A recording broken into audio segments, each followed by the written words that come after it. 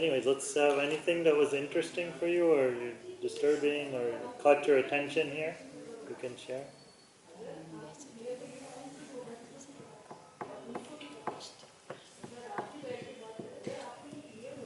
Why did you decide to do it? This one. Why? This. Not different thing, maybe get a job. Huh? But not a different thing like get an official job or. Oh, I had many official jobs before. So yeah. So two things were. One was three things I guess. So one was I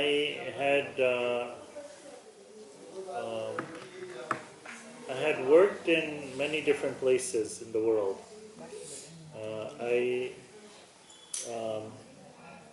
Let's have some herbal tea first. Vidhi didi ko bolna thoda. Vishal, Vidhi ko bhi bolna thoda. Gajja kya kuch nahi. Is that his turn? Hello. Hi. So, why did we start? So the first reason was that I spent the first 28 years of my life running after the American dream. Yeah. So from the age of 3, I was kidnapped. From the age of 3. Kidnapped by the American dream. And taken to America to run after this American dream. And so for the first 28 years of my life, I was running after this dream. And when I turned 28, I realized that this is not a dream, this is a nightmare. Nightmare for many people. For the people who are running after the dream, it's a nightmare because most of the people aren't happy. For the planet, it's a nightmare because so much violence and so much ecological destruction and also wars are going on because to keep this dream alive for some people. And I realized that there was a deep, the dream was such that it puts a sickness in you. Sickness, virus. There's a virus, a sickness. yeah. And it's sickness has some different dimensions. One is, no matter how much money you get, you're not satisfied. There's no contentment, like her name. If you have so much money, I met so many millionaires in my life. And I saw that all these people have so much money, so much power, and they're all unhappy. Their families aren't happy, they're unhappy individually, they cannot sleep properly in the night. So I started questioning that. What is this? And so I had worked, I can tell you, since you said why didn't I get a job? So I worked on Wall Street as an investment banker for Morgan Stanley, international finance. Some of you have studied finance, and also then when I was there was one thing, two things that was taught in economics. So I saw there. So one thing is they teach in economics trickle-down theory. Have you heard of trickle-down theory? Yes. You know? Yes. So trickle-down theory means make the rich people richer. All your policies, everything should be giving more rich people should become more rich. And slowly, it'll come to everyone. And I realized then when I was working on Wall Street that this theory is a lie. That it's not trickling down, everything is going up to the rich only. And you see today, I mean, you may have heard already 300 people have 50% of the world's resources in their hands. So this is not by accident. There's a whole vicious game has been designed to steal from people, steal from communities, steal from nature. And so the whole Wall Street is the vehicle. Wall Street, the stock market, the money system is a vehicle for stealing from life, from stealing from everybody. By accident, there's a design to it. The game is And then we are told that, okay, you have to compete. Somebody said globalization, which means, so there are many different meanings of globalization, but the main meaning which I want to draw attention is the global economy, right? The global corporations, which they said, okay, now you can be in this game. But it's like somebody has told us, okay, you come Vietnam, come India, play this game with the global, but we're going to tie your hands and your feet. Now you have to run in this race with us. Do something. So I went to study for I thought my friends, I talked to them and I said, what should I do? So they said, you should become a professor. You can write a lot of nice books and you can give nice. So I said, okay. So I went to Harvard then. You guys know about Harvard? So I went there, and then after 1 year, I was going to do a PhD. Started doing PhD, and then after 1 year, I started questioning much of this. I said, is the world going to change by writing a few books, new books? How is this going to happen? I don't think it's going to happen. If I write even very nice books, I don't think a lot of change. And I started questioning even like seeing how Harvard is connected to this whole global economy too. That it's used to justify the same thing. They write they see like, they drop the bombs on people, then Harvard people write nice books to explain, oh, this was necessary to drop bombs and kill people. Yeah? And they'll write all kind of research on it, but it didn't stop it. And they make all kind of explanations to justify it, rationalize it, make it acceptable, whatever the, when I was telling you, when I was studying economics, they said, if economy is going down, what's the best thing to do? They used to teach us this. What's the best thing to do? If your economy is going down, what should you do? Spend money on what? What should you do? Buy things. But even that will have something. If your economy is going really down, what should you do? Start a war. Go and bomb somebody. This is the root of the American economy. Right? The whole American economy is built on the military complex. Yeah? So, and they're teaching this to students all through the system, all over the world, that you should start wars. It's good for the economy. So, obviously it sounds if I'm even saying it sounds very disgusting, no, to do that. But they make all kind of theories to justify how it's necessary. So I started questioning it. Then I thought, I don't want to do this, and I left after 1 year. I started questioning even like, does the knowledge that Harvard is teaching you, is it really useful for the planet? So started thinking like things, who wastes more water? Educated person or uneducated person? Who wastes more water, guys, in your experience? Who's wasting more water? Educated? School educated person or the villager, illiterate villager? Who's wasting more water? Educated. Right? Who's eating more junk food? Educated. Who has to eat more pills, medicines? Educated too. Yeah. Who is making more pollution on the planet? Huh? There are all kind of things you can start to look at and say, how are we living our lives? Are we living with real education? Who's cutting down more forests? Who's destroying the environment? It's the the educated people who are doing this, so-called educated people. So I started questioning about the education system there. Like really, who is benefiting from this education system? And then I thought that, my own tradition, you were mentioning Buddhism, so I don't know if you heard of Jainism. Yes. Jainism. This morning. So this is a different philosophical tradition, similar to Buddhism, but we stress even more non-violent living. how do you live with non-violence on the planet? So all of what America, I was living there, I said this is a whole violent system. So when my mind all the time was going, is it possible to make a non-violent lifestyle? So anyway, so I left from, did everyone have this or not? So here we have to feed in a certain way. Yeah. Who's eating it? Are you from, where are you from?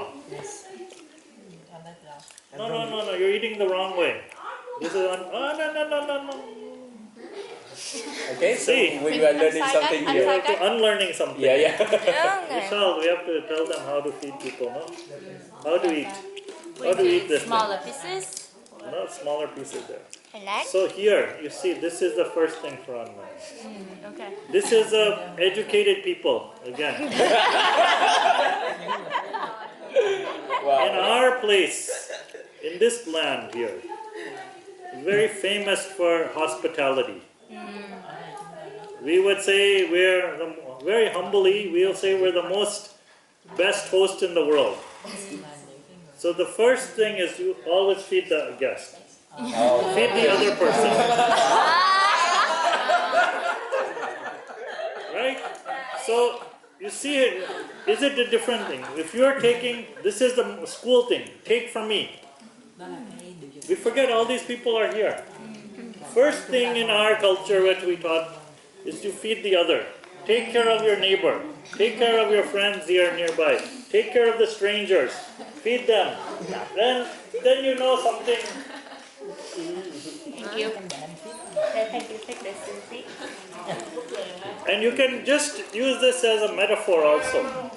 How will the world be different if we started not just taking and putting in our mouth, but we started taking and feeding each other? Is it a different world? You can imagine. Lesson learned. So, nobody's feeding me.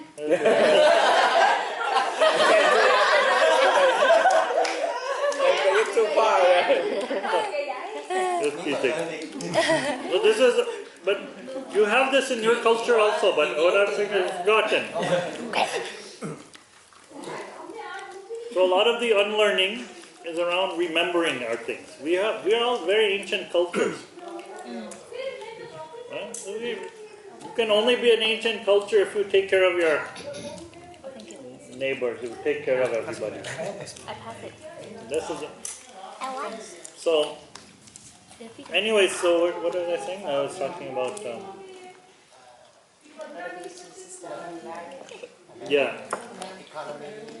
economy. Yeah. So anyway, so I left from. I started wondering what is a non-violent life? How do we lead a life if we don't want to lead with violence? So then I left from Harvard after 1 year, and I said, which I had a lot of questions there about the education system. Even this one was there. Even some of the professors there, most of them I didn't really want to, didn't agree with much, but one of them was there, he was saying multiple intelligences, multiple intelligences. You know about it? Yeah, multiple intelligent. So,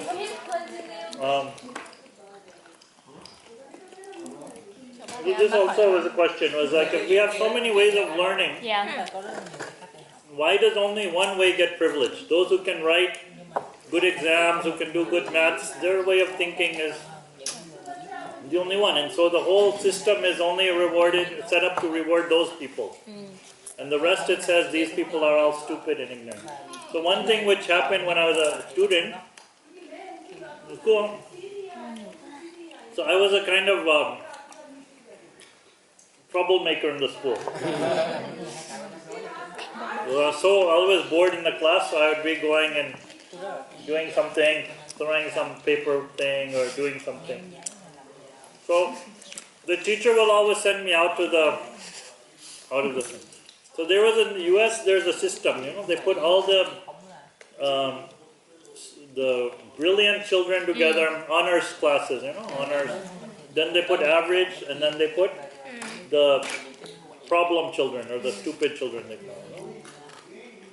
So I used to be in the honors classes, and then I'll make trouble, and then they'll send me to the Average. the bottom worst, one. the Oh worst, gosh. all the trouble. You know. And I started to see in that, I became friends with those kids. And I started seeing that these people are not stupid. These people are not bad.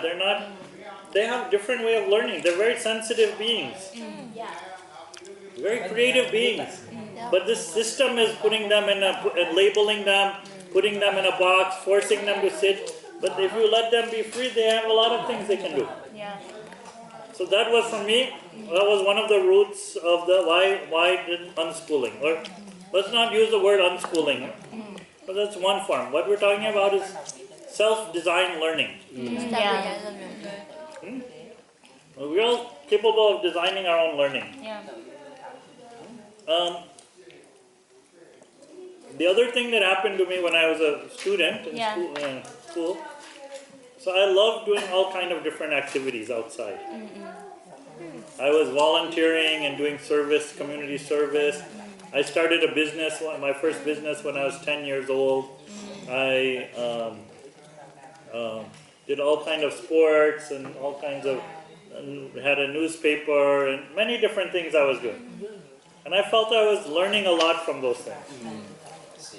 But all the time I was told, no, this is a waste of time. You should be doing more on your exams. Do better on the exams. Focus more on the marks and the grades and the exams and the formal thing. So the more I did outside, the more my parents would tell me, no, you're wasting your time. Go and study. And luckily I was such that I didn't have to study much and I would do okay. I would get good grades. So I would do other things and my parents would get very, very angry, very irritated, and they will try to catch me and I'll run away more and do all kinds of things. Yeah, when we call my experience. You all know, right?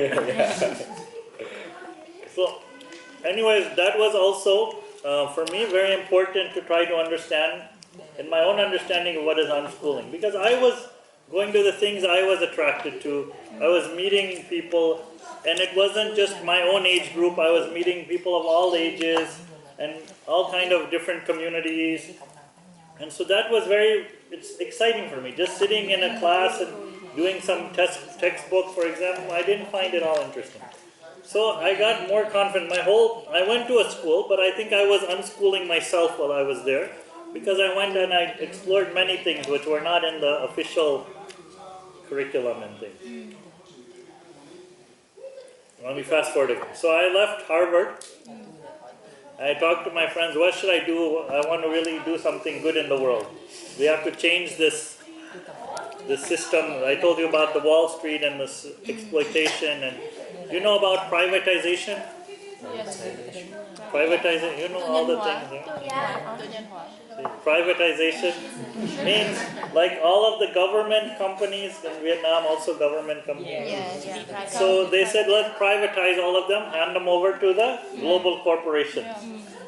So their logic was all over the world. Okay, the ones who are losing money, we'll give those to the private companies, big corporations.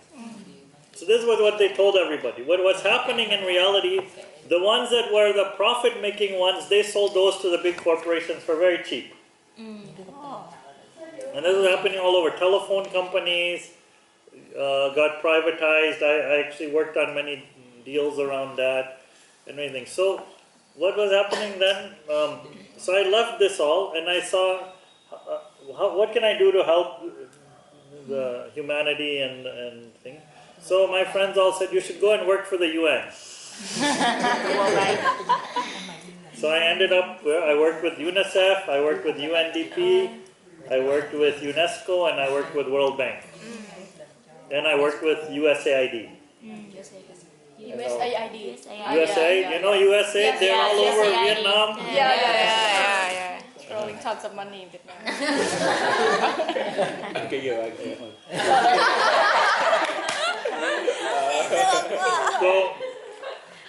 So I didn't tell, I'll tell you one story of USAID, since you know it, USAID. Yeah, USA. So I'll tell you what, the day I resigned from USAID, why I resigned. I was working, I became an Africa specialist.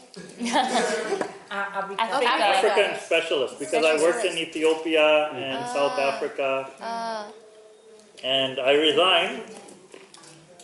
The day I resigned, a report came from USAID. The report said,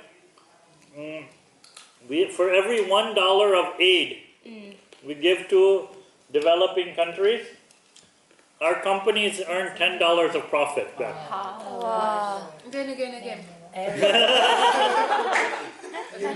New business. You understand this? This is I haven't got it. $1 US government gives to Vietnam. US companies make $10 profit. How come? That's the way the concept works. So what they do is two things. There's direct and indirect. Direct is they give you the money. Yeah. They say you have to buy everything from US companies. Yeah. You have to hire the consultants from US consultants. You have to buy the computers from US company. You have to buy the cars and vehicles. Am I right or no? Yeah. All right? But I buy from Germany. So every country who's giving the money says you have to buy from our company. Our companies. This is we'll give you the money, but you have to spend it on our. And those companies set the prices. So same thing like they send me to, if I was sent to Vietnam, I'll get paid in US dollars.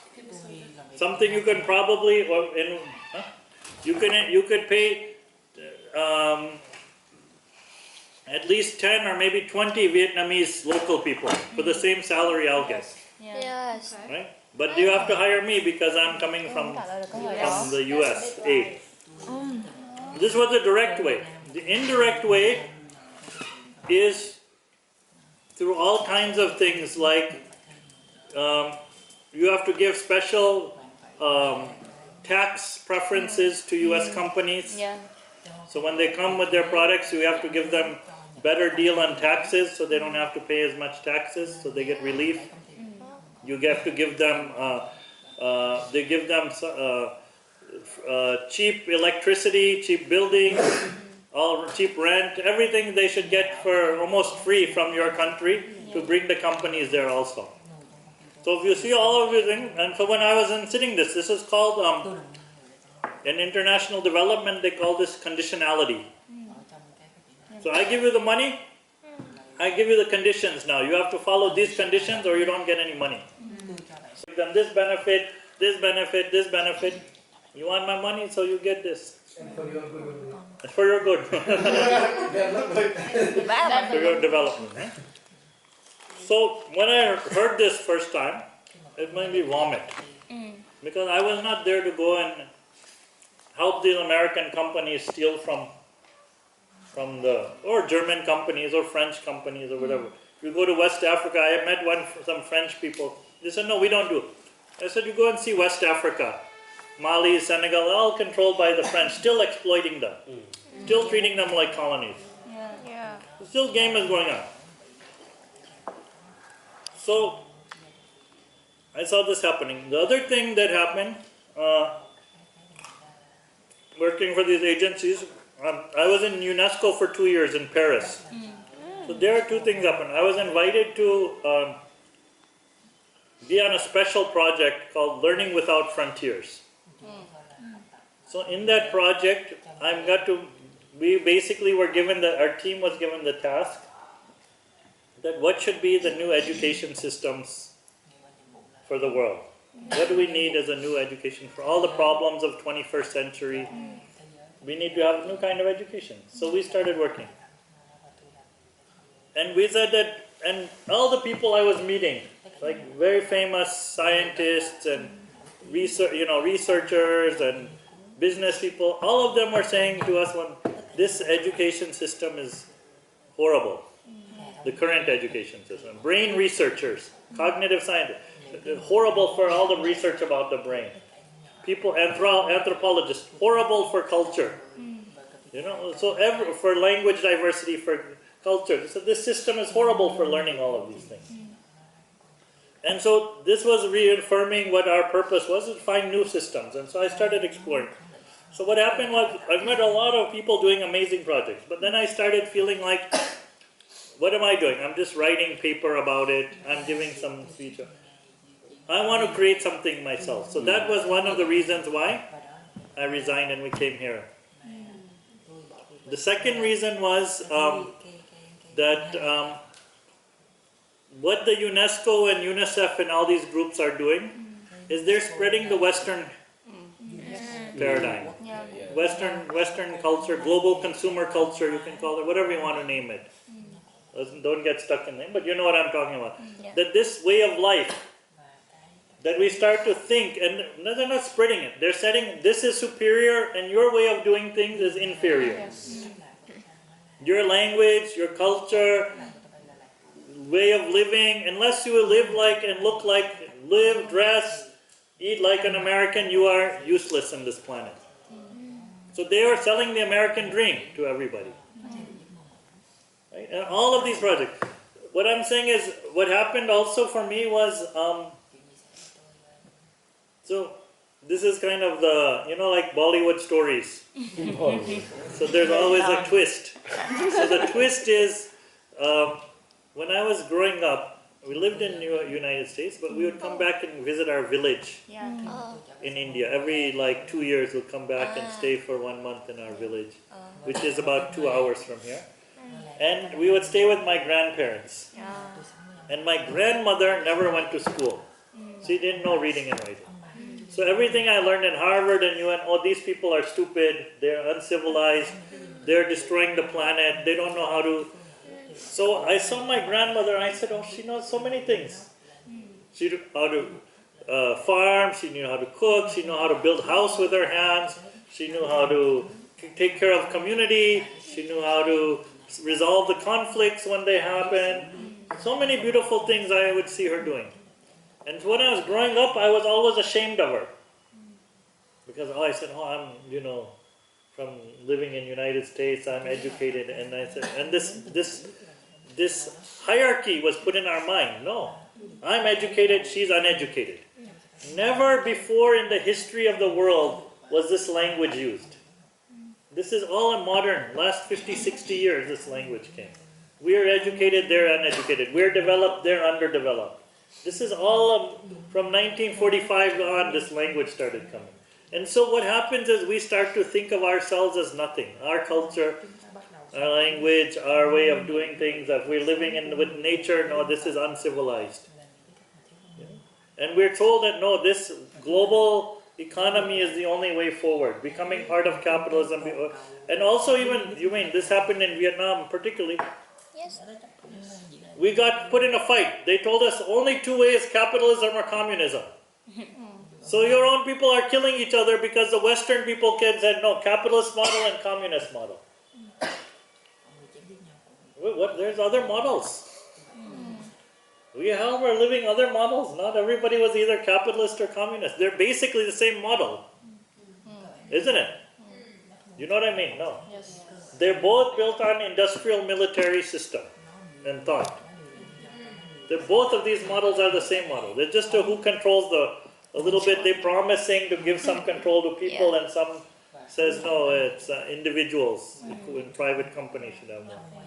But the basic model is the same. And both of these models are anti-nature. Yeah. And so, and they're anti-culture, I would say. Because for capitalism, the only culture is consumerism. There's no other culture, really. So when I was working there at these places, I felt that I was becoming an agent of this American neo-imperialism, neo-colonialism. I would be going to the countries and saying, no, this is the best model, the same Western-style school you should have in your country. Doesn't matter what your diversity is, it shouldn't matter, but the school has to look like this. The people are standing in the teacher's standing in the stage, everybody has to sit in a cement box with lines like this. So I said, why am I doing this? And then everybody has to just aspire to speak English. And see, the problem is this is, I told you, I spent 25 years of my life trying to be American, trying to be white American, right? We can never become white American. Not even Michael Jackson could become white American. Michael Jackson, you are okay, I know. He, poor guy, even tried. He couldn't do it. He tried. He couldn't do it even. No. Yeah. I know Vietnamese like Michael Jackson a lot. You know? They don't? I thought he's very popular in Vietnam. He's very I know. popular. He's a legendary in Vietnam. Yeah. So he tried, he couldn't even do it. So why do we try to be something we're not? That's what I saw from my grandmother. Whatever she was, simple lady, but she was content. What you kept saying, contentment. Who I am is beautiful. Who I am is good. You know, I don't know if you saw in the back room, there's a poster. It says, beauty should be defined as what we are. Otherwise, the concept becomes our enemy.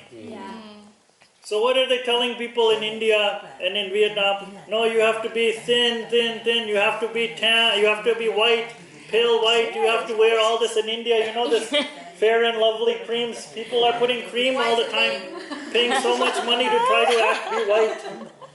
And then in US, they're also confused.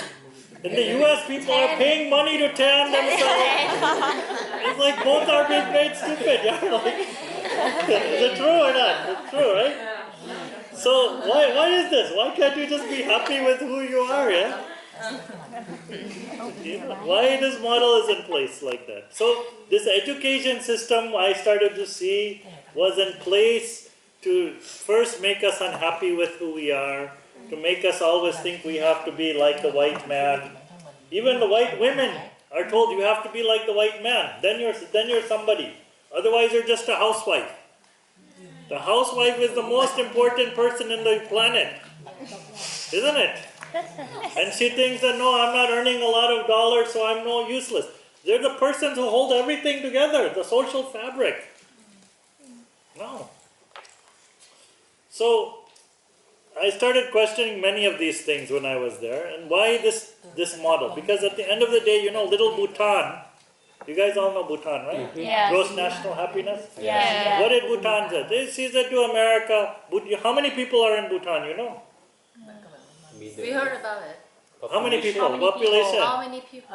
Population of Bhutan, around 6. No, 700,000. Just that. It's the size of Udaipur. Yeah.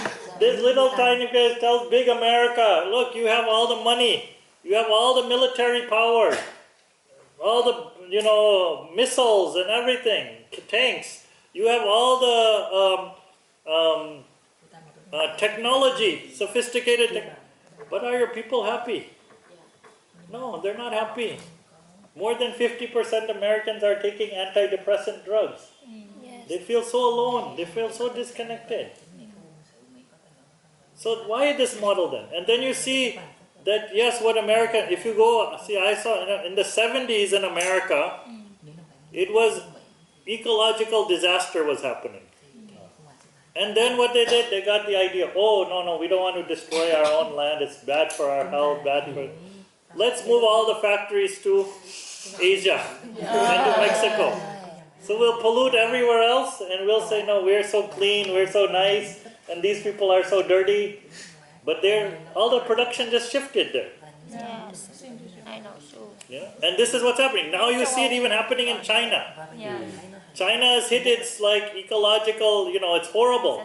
But it's shifting everything to other countries and saying, no, we'll clean up China, we'll make it nice. Right? And then if you see where America is built on what? It's built on stealing from people, stealing oil from the Middle East. That's its core economy. You agree with that, right? They steal from our sea. They're stealing from you, right? So this is how their economy is. And then they go and tell us, no, we're so hardworking and we're so intelligent. No, you're bloody thieves. Murderers and thieves. This whole civilization of America is based on murdering and stealing from people. Sorry, don't get offended. But you know that nobody can hide. Nobody can hide for that. Yes. Nobody can hide from that reality. That's the truth of how their whole thing. It wasn't that they're more intelligent or more. No, they're more violent. It's a violent. And people are some nice people you'll meet, but the systems they created are totally violent. And I don't see any way that they can correct themselves. Because anything that comes good, like let's say yoga went there. Yoga, you know. Yeah. Right? Yoga is like what does yoga mean? Union, right? Yes. So it's something that should expand our spirit. Yoga has also been eaten up by capitalism. Whatever goes there, pure, beautiful thing, it gets eaten by capitalism and converted to just a money-making thing. So what I started saying is several things that I'm trying to tell you. This capitalism and communism debate is a stupid debate. I'm so sorry that Vietnam got trapped in this debate and so many innocent people died from both sides. Yeah. For a stupid, it wasn't even your war. Yeah. You know? So this game is still going on the planet. All over Africa right now this game is going on. Right? All of a sudden you see Russia is now coming back in a big way. They've left the communism, but there's some other model they have now, which is not really clear. Right? So, what I'm saying is this system was put into place. In India, you started studying. In India, when the British came here, they said, okay, these people are all having their own systems in place. And they are amazing. So much research was done. One of our friends was involved in that before he passed away. India was producing so much and exporting all over the world. There was connection already, trade between India, Vietnam, all over Southeast Asia and India. There was trade happening for thousands of years already. So, when they came here, they said that these people, these local economies were very strong. And each community was having control of its production also. Like they were producing their own carpets, their own clothes, their own pots, everything. Every community had control. There was no centralized control. So they said, how do we destroy this? They said, we have to bring this model of education. So and there's a very famous quote. It says by this person, Lord Macaulay. He said, I want to create a class of people who are Indian in blood and color, but British in tastes, opinion, values, and morality. So in modern words, you would say it's like a coconut.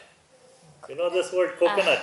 White on inside, brown on outside. Yeah. So this was the whole education system was to convert us all into coconuts, or the other word, bananas, or whatever the horrible words you want to use. Huh? You say banana, This was the game, and this is what the system is for. And how do you do that? You make people start, disconnect them from nature. Right?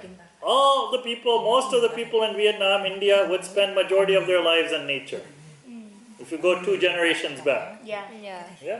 So what do you want to disconnect? In India, people used to say, you go to any farmer, any person in the village, if you went 2 generations back and you said to them, I want to buy your land. First, they said, our land is not for sale. You can do anything. We're not going to give you our land. Our land is part of our family. We're connected to the land. Our ancestors are in this land. We're not selling anything. It's not for sale. These were all uneducated people. They had a deep connection with the land, with the mountains, with the forest. They wouldn't let anybody. I can give you so many stories. In the 70s, there was a very big movement in the mountains called the Chipko movement. Women, uneducated, illiterate village women. The state government came to cut the forest. Those women went and they started hugging the trees. They didn't allow. They said, no, these are our children. We're not going to allow you to take. So this was the thinking. But what happened now, all the educated people, even he has this problem. Can I share your problem? He is. You didn't see his house. He has an amazing house, 300-year-old house. Yeah. You saw. This house Amazing house. this morning. This is his roots. This house is part of who he is. Like most people who grow up, you move from one flat to another flat. It has some attachment. But this is his ancestors are all in this house. Now he doesn't want, the rest of his relatives are all saying, sell this house, just give us the money. He's the only one in his family fighting not to sell this house.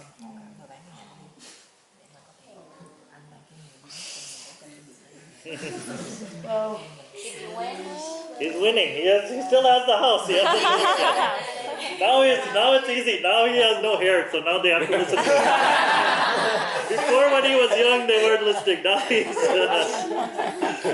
and now he has another partner with him in his house, so they're there. So what I'm trying to say is this whole way of thinking. What is the way of thinking? Life, we have been schooled to believe life is a commodity.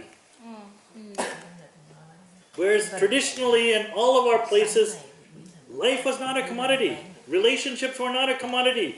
Land is not a commodity. Food is not a commodity. For making money from. Something that you make money off of. No, this was not. You don't make money off of these things. We have been schooled to believe life is a commodity. Whereas traditionally in all of our places, life was not a commodity. Relationships were not a commodity. Land is not a commodity. Food is not a commodity. For making money from. Something that you make money off of. No, this was not. You don't make money off of these things. Right? But everything is made to be for now making money. Even like people's, very sacred things. Like yoga. Yoga is a very sacred thing in this country. Made for making money now in the West. And even in India now people have started doing it. Or water. Even more sacred is water. Did he show you in the old city? Did you see the pots anywhere? Clay pots? Yeah. Huh? You saw? Why are they there? Clay pots. To put the water in? Yeah, in the summer it hits 50 degrees here. Yeah. So in this heat, what's the most precious, most sacred thing? Water. So the most sacred act that you can do is to offer a stranger water. Yeah. Right? Right. This is a very sacred. If somebody's thirsty, you can offer them water. This is a act of your God, you can say. Spiritual act. So you find all over the city people. He was telling his own his aunts, they will fill water and walk 1 kilometer to give the water to a stranger, not even for themselves. To pick this, they'll walk 1 kilometer with this to give to a stranger. Beautiful. Beautiful, no? This is a whole different way of thinking about life. My grandmother and many people will laugh and say, what are you educated? You guys are sick. How can you charge money for water? What's all this bottled water culture? This also probably when your childhood there was no bottled water. Was there? Yeah. Was there in your childhood or no? There Was there bottled water already? People were selling and drinking bottled water when you were children or no? No. for some. No? There was none of these bottles. It's still, Huh? They still sell water when No, they'd sell, but when you were small children, maybe there wasn't.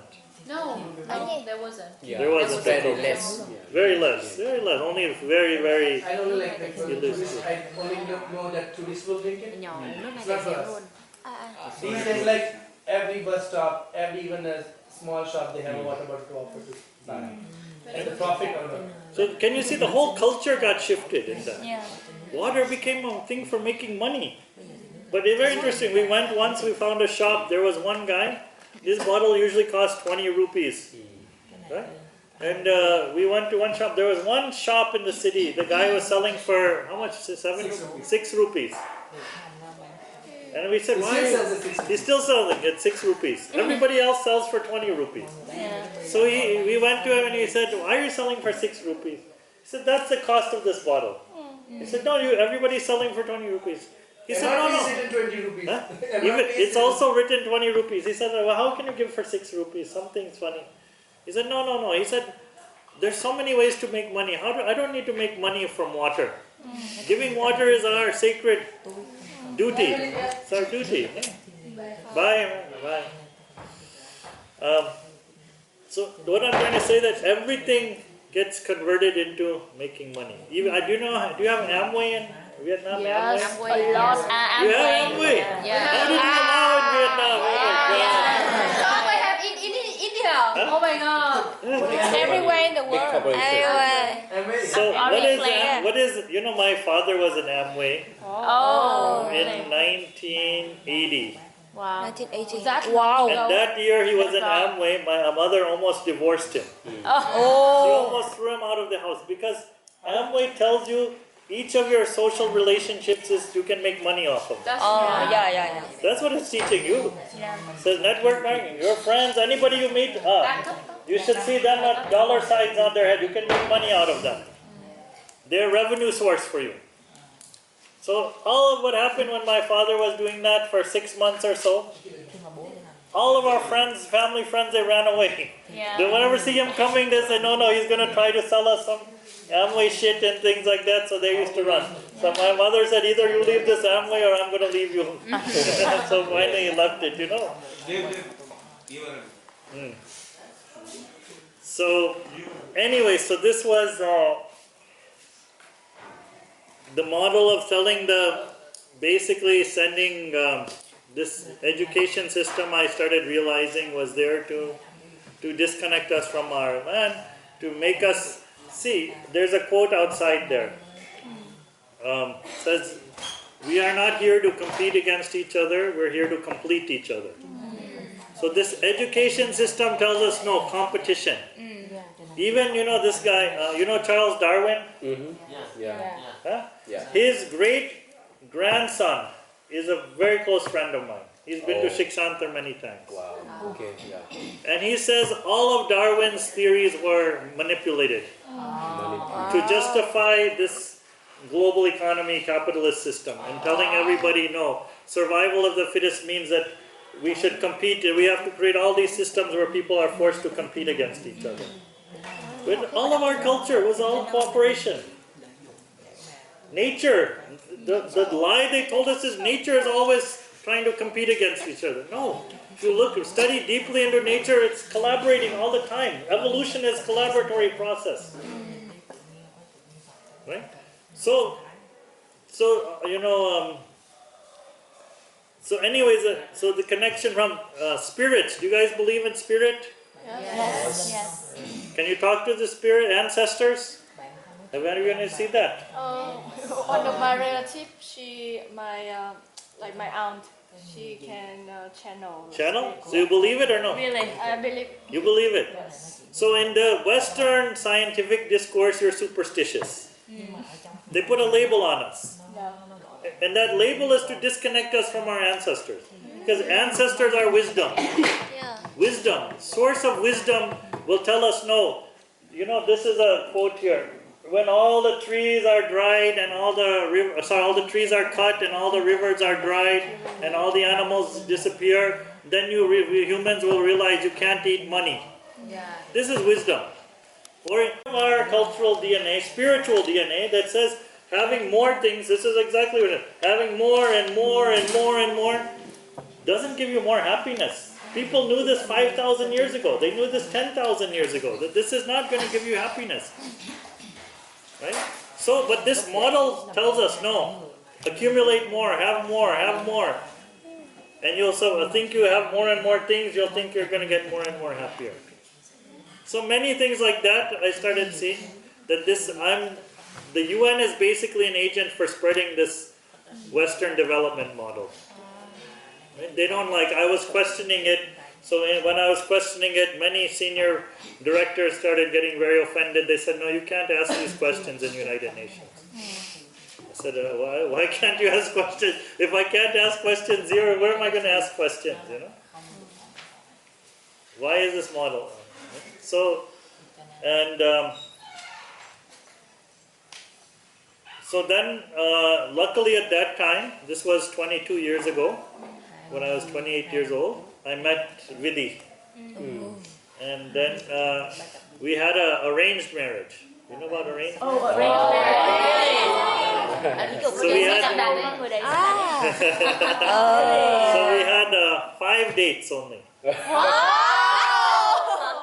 of those dates was with my mother also. So you can't really count them as dates. I don't think your mother is there. Huh? 3 days. So lucky. 3 times we met, only 3 times, 2 hours. 2 hours. 6 hours, that's all you need to know. Wow, 6 hours to marry. There, when I was, I'll tell you a funny joke. When I was in investment banking, they asked me to be on the hiring, when they do recruiting and hiring. HR. So there used to be, no, it was not HR had the formal role. We would go out and give interviewing people, recruit people, talk to them.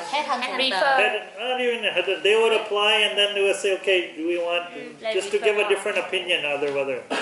So there used to be something there called the 10-hour rule. So it doesn't matter. Everybody was coming from good universities. Everybody was coming with good experience, all that. So the rule was sit with this. Would you like to sit with this person for 10 hours in a plane? If they're irritating, you know in 10 hours they're irritating. I don't want to be with this person, right? So same thing. If you go spend 10 hours with anybody, you can tell whether you want to spend the rest of your life with them or not. And then the rest is all luck. But anyway, so when we had the first date alone, I started, I wanted to see if we are kind of aligned. So I told Vidhi, I said, when we have children, you guys know each other, right? Nice.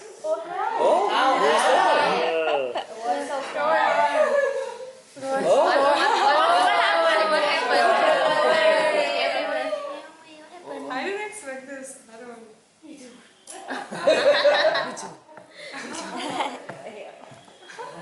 It's been nearly 2 years. Wow, what a coincidence. Yes. Okay, I'll go instead if I know something here. Yeah, So- so about your second date, right? Yeah, so the third date. So I said, okay, should I be with this woman? So I said, let me say some crazy things and see how she responds. So I told her, I said, you know, look, first thing I said, at that time I was working for UNESCO. Yeah. So I said, I'm going to resign from this job in the next few months. I don't want to work anymore. So I thought she'll say, no, you should. She said, okay, good, no problem. Then I said, when we have children, if I have children, I'm never going to send them to school.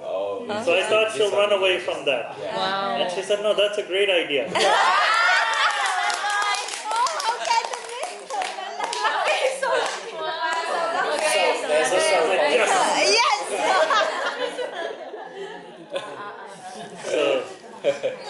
So anyway, so then that was the, so then I said, okay, I think I can spend my life with this person. And then I said, I want to live in India, I don't want to live in the United States. Wow. Many things like that. So she was very agreeing, she liked all those ideas and she was, yeah. So we got married and then, so 2 things happened. So then I started thinking more about not sending my children to school. And Vidhi and I started, and so we said, yeah, if we don't do that, then we need to have then there's, there's saying, it says it takes a village to raise a child. The African saying, have you heard it? It takes a village to raise a child. So I thought, and then I talked to, in India we have a lot of this culture of joint family. All the family, like in his house he has 50 people living. 50 people are living in his house. Yeah, because there's 30 like rooms. Yeah. Not because they're 30.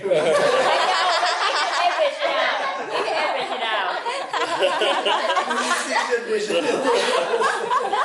So anyway, so I talked to those people also, like my grandparents. I said, how did you have so many children? Wasn't it a lot of work and wasn't? And say, no, they were all growing up together. We didn't have to do any work really. It wasn't much work. So then I said, okay, so then we thought, let us create, because we felt that we are not very good to raise children. Who do we know? We don't know anything. So we said, let us see if we can make a community. It should be very easy. So now she's 17 years old. You saw Kanku? No, she went. She may be in the back. You can call. But so we made this space. We started. Let's start to build a community here of friends. Very interesting people can come, and we just grew up together, all of us. And the other thing I read was I started reading at that time. This was '97, and meeting all these people around the world, big thinkers. Everyone was talking about this collapse. The planet, all the systems are going to collapse. The planet is going to collapse from that, and this was already being discussed. So I started thinking, I don't know how to do anything. If the collapse comes, I know how to make nice PowerPoint presentations, and I know how to write nice little essays. But I don't know anything. I don't know how to grow my food. I don't know how to. And my mother, I should say, my mother is a doctor. So she doesn't believe in any alternative thing. She only likes the Western medicine. So I grew up seeing Western medicine. So I developed a very strong critical. It's because you all have all these marketing guys coming all the time, and they would be giving my mother all kind of money and trips, saying give our medicines out and all of that. And luckily my mother is good in that sense. She didn't like to give more medicines. But I saw a lot of doctors who are unnecessarily giving a lot of medicine because it's tied to money. I see. So, and so we thought also, then I don't know, if I don't want to take this Western medicine and all the side effects I had heard about and seen, so then I need to learn about some other, I don't know anything alternative about healing. Can I heal my body? Is there a way that happens that is not based on just these doctors and medicine? So all of these questions were there. So I said, we don't know how to do any of this thing. So then I even started thinking even more. My education was totally useless. If a collapse of the system comes, I don't know how to survive at all. Yeah. So then we said, when we came back and we started this place, it was like, okay, let us start learning how to do all of these things. And it wasn't only one is a practical skill, but I realized that as I said, this American or Western or even globalized way of thinking is all the same, basically, right? This military, violent, consumeristic way, it has been spread everywhere. It's not only in America now; it's in all of our countries, right? And it's in us. So how do we start to get ourselves out of it? How do we heal ourselves from it? And how do we, if we want to, the mess that is being, because I met so many big experts in every field. And it's a very interesting thing that if you talk to the experts, they pretend they'll go on the stage and they'll give very big speeches and everything, right? But if you give them 2 whiskeys, then the truth comes up. Then they say, I don't know how to solve any of this problem. I don't know the solution. I don't know what to do. And it's shocking. First time I was expecting them to tell all the right, and they're like, I don't really know how to fix it, Like I can tell you this, but I'm not going to take any guarantee that it's going to work, If you tell them, okay, you're telling this, are you willing to put your own money into what you're proposing? None of them will put their own money. So there's a phrase for that, skin in the game. Have you heard? Skin in the game? It means putting your own money behind your mouth or whatever you're proposing. Are you willing to put your own thing into that? And none of the experts are really willing to do that. So it's very shocking to me. So I said that these problems that are going all over the planet, it's not the experts don't have the solutions. So where are we going to find it? We need to look somewhere else. We need a different consciousness. We need a different way of thinking about these problems, because the solution cannot be more violence against nature or more technology. This is all they try to sell all the time. Right? They keep saying, you have this problem, buy new technology. You have this problem, buy new technology. It doesn't get solved like that. It creates more and more problems, right? So, so I said, how can we create this shift? How do we shift our consciousness? How do I heal myself? How do I start to open up my creativity? So I said, let me start to connect to, there's a lot of wisdom in our hands and our bodies. Can we connect to that? Can we connect to the land again? Can we learn from those things So not just the practical. One was a practical survival skill, but as a means to open up our consciousness, open up our perception, open up our sense of possibilities. This is why I felt we needed to get to start doing all of these things. So we learned so many things about alternative healing, so many experiences. This is a center for experience. Vishal came, he was very good at like making things out of waste. And I was horrible always at it. I'm still not so great. But I at least started understanding his way of thinking and how we can start to work with things and create things all the time. And so many experiments happened here with zero waste and with Jugaad, what we started seeing. Many experiments around healing have gone on here. Many experiments with food and farming we've been doing here. Many experiments with making our own, telling our own stories and connecting to our own language again. You know, even here today, even today in Udaipur, if you speak the local language here, you'll get punished in the schools. Really? Yeah. Punished. Punished. Oh, yeah. Fined, punished, beaten, all of these things. Why? Because it's Become a joke. uncivilized. Huh? Worse is become a joke. It'll become a, yeah, worse people will make fun of you, the kids, other kids, if you speak in the local language. Because it's considered uncivilized. Mewardi is the local language. Hindi, there's another kind of almost internal, this would be in Vietnam also, right? Because there are many languages in Vietnam. For sure. Yeah. We lose them. You're losing them, and then there's a kind of standardized Vietnamese, Yeah. right? So they tell everyone who speaks in a different dialect, different tone, they say, no, you're uncivilized, you don't know how to speak proper Vietnamese. No. This is not the right way. So that's another agenda of schooling, is to standardize everybody. Yeah. Here there's a saying that said every 4 kilometers the water changed, and every 8 kilometers the language changes. Before, yeah. Traditional, yeah. Yeah. Because everything moves to the ecosystems, you know, everything is around the ecosystem, and culture was connected. Yeah. So all of this is being destroyed, standardized, monoculture. Let me give you another example. You guys eat a lot of rice? Yeah. Yeah, in Vietnam? huh? Yeah. Vietnam. You know, in India, how many varieties of rice we used to have? Sorry? In your video. How many varieties do you have in Vietnam? Don't tell. Don't tell. This is 100. 100, 30. How many can you name varieties of rice? Oh, I made Less than 10. Less than 10. You can name 10 varieties of rice. Less than 10, yeah. What's less than 10? 2, 3? This is the teacher. Less than 10. See? How many varieties? 4. 4. Anybody else can name more than 4? No. So you know.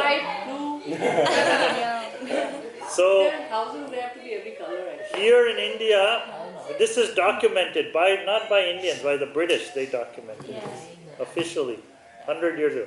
There were 114,000 varieties. 114,000 varieties of rice. Officially. Other friends will say there were more than 250,000 varieties. Because the British couldn't document so many. Anyway, you're going to meet Bandanashi now. Right? Yeah. Oh, you're going to meet? They're going. Nice. So, this is what is it? Monoculture. That we're being come from, and right now there's less than 7,000. Okay. Sorry guys, I'll That's see you soon. Kanku. In the next few days, I have to go. This is come to, He was talking bad about you. Dad? Yes. what? Yeah, You want me to get beaten? Next time I'm going to meet her, like we'll hear her story. Yeah. Late. I'll save it with the fur, baby. Okay, I'm gonna go. She's not Okay, feeling yeah. well. Take care, yeah. See you guys. Bye. Sao? Ở đâu anh nói được mà. Anh trên coi cười chồng vậy. So, anyway, so what I'm trying to say is look at the standardization that's happening. Same thing with languages. Yeah. So in this place,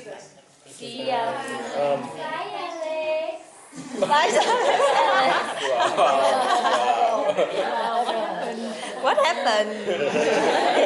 What happened, Alice? Is it bad? But with an accent. so this kind of standardizing. So here they said, no, you have to speak Hindi because it's the official language. And when you control people's language, then you control everything, basically. So Hindi is much more controllable. Central government can control it, everything. And it's very interesting. Somebody was telling me, I was talking with some friend, there are many different communities here, right? Mainly based around caste, you know? You know about caste? Yeah, caste hierarchy. Like what? Là như kiểu Hierarchy, cái hệ thống xã hội ấy. Yeah, exactly. Okay. So that we can talk of, that's not exactly hierarchy, but there are different groups around different skills and production. Right? So, what friends who are doing research, and they told me, each community has its own language too. They have their own code words, secret language that no other community can understand. So, like even if we go and we speak Mewari with them, if they're talking or they're like worried these guys are here to cheat us or do something, they'll start speaking in their own language. So there's even other layers of language, and that creativity existed. People to create their own language all the time. So once the school comes and it's all being standardized, and then again, people are telling you don't speak well, you don't do this well, you don't. So and it's a very different tradition too. Like the tradition of this whole region is it's a oral tradition. It's storytelling, it's oral. So whole different ethics and code.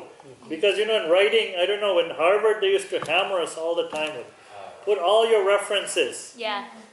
Yeah, Yeah. you have to write all your references, you have to quote every person. In the oral tradition, there's nothing like that. If you don't write all the references, what do they call you? You're plagiarizing. Plagiarizing, yeah. Right? So this isn't their frame of reference. In a shared communities, all things are open for people to share. So you can hear a story from me, say you want to go and tell 114,000 rice. You don't have to say Manish Jain said 114,000 rice. You can go and tell the story. Go and share it with somebody. You can change it if you feel like it. It's up to you. Freedom is for everyone. This is a real free society. When people can tell their own stories. But another purpose of it is like kind of you know like who actually came up with the idea. Yeah, you so know you how think that they credible really it is. came up with the idea? Yeah. How credible it is. But like the idea, like from the first principle. And then they can track, No, the all principle the is references. flawed. Yeah. See, the principle is flawed. That you think that any individual by themselves comes up with any idea creatively alone? It can be the Oh, philosopher or something. never. It can never be. It can never be. Everything is in relation. We're all interconnected. So I'm saying the paradigm you're sitting in, we're all disconnected. I don't learn anything from nature. I don't get anything from talking with him. Whatever my idea is my idea, I'm the owner of that idea. Copyright. Yeah. This is a nonsense idea. This is one of the worst ideas in humanity. And this is only coming again where you think you can control and own something else. It's coming out of a thinking that I can control nature, I can control women, I can control children. This is the same logic. I can control slaves. Right? This is the same way of thinking. The root seed thought is the same. So there's nothing original. Like all of our books we publish everything, all our films, all our books, everything is copy left. Like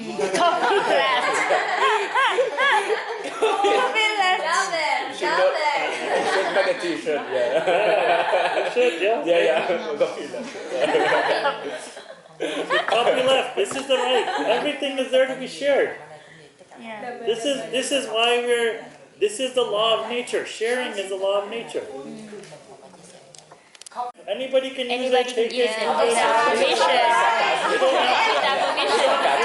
of copyright. Yeah. So, how are you guys doing? You're tired or? No, we want to hear more. We don't. What are your tired? Yeah? No, I'm fine. I can talk But all actually, day. I have a question. Yes. Like, Let me me just say one thing. The reason I'm telling you all these stories is because this idea of self-designed learning or unschooling, right? Or free learning or natural learning, there's a bigger picture around it. It's not just like a trick, a pedagogical trick. Oh, you know, you do this or you do this. There's a whole different view of life that drives what this is. And so these little stories I'm telling you is just to try to give you a sense of what that, what's our thinking and where is it coming from and why do we believe all these things, you know? Yeah. So my question is, you say that every community is different, and they're gonna how to say, each community will have their own difference, and we should embrace our difference. But for example, if I think human is Oneness. yes. So Yes, how, sure. how can we, if we don't share our I'm But we saying don't- sharing. yeah, but we I'm don't sharing have but not anything in imposing. common. Huh? I mean, if we don't have anything in common, No, we have so much in common. But that's the beauty of it. It'll be there's so many things to learn from each other, to share with each other. But what I'm saying is, if you impose one standard, if I say, look, I can tell you, when I was growing up, this is a very, very weird thing. I spent many years staring in the mirror and wishing, I said, I wish I had a European nose. Yeah, I said, I wish she I has had a nice nose. this nose like this. And I know Asian, I have a lot of friends from all over Asia. They're always like, why is my nose like this? Why is my... Is that true or no? True. Even Indians are like, no, we don't have real European noses. So where does that come from? Why do you have to have that kind of nose? That's what I'm trying to say, is that we have a lot of things we can share, but sharing doesn't mean that my way is the best way or the right way and the only way that everybody else has to follow or come to. That's the difference. And the beauty is that if we're open, then we can share and learn so many things from each other. But not to think that I'm inferior and you're superior. That's where the problem is. And this model is promoting that all the time. yeah. So I think when I walked through Shikshantar first time, I saw a sign in the first room. Yeah? It give culture. Yeah? And in the morning we have a tour walk around Udaipur. And I asked what's her name again? Nisha. Asked her what the unique gift Udaipur people and life. And during the walk, she said that the offering of water, and she also explained that it's kind of the unique custom in dry area, and I was pretty amazed because in dry area, the water is quite scarce. People still offering gifts for free for strangers, so it's quite a lot of how generous they are. It's not how generous they are. There's a mindset of scarcity and there's a mindset of abundance. And that abundance isn't that I have a lot and a lot. It's know that I'm be taken care of. Right? There's enough for, Gandhi used to say, there's enough for everybody's needs, but not everyone's greed. So if we share, we'll be taken care of. Can you explain the dynamic of the gift culture and gift, and how it's different from the modern economy? Yeah. Can you explain? So that's a long explanation. Let me tell you some elements. Yeah. So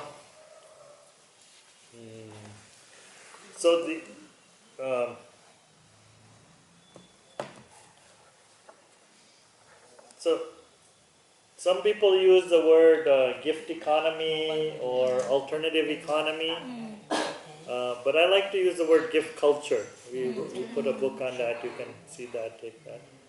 And the idea is that because culture has many, many different dimensions.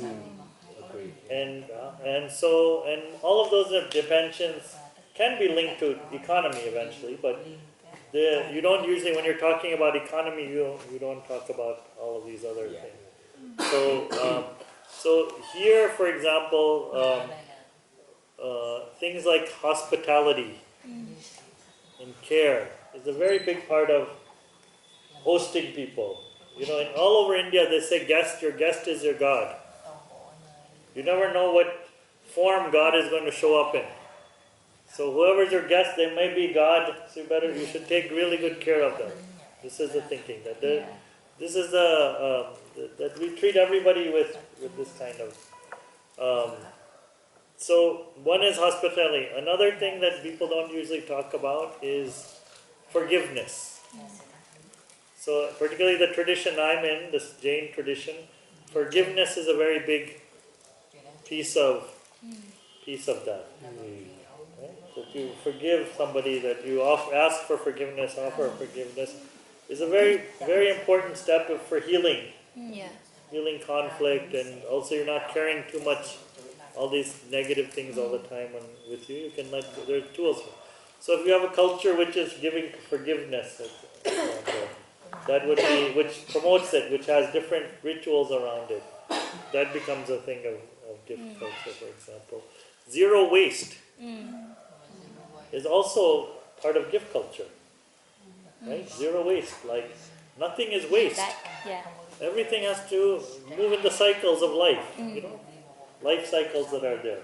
So if I'm making waste, that means I'm not honoring the gift.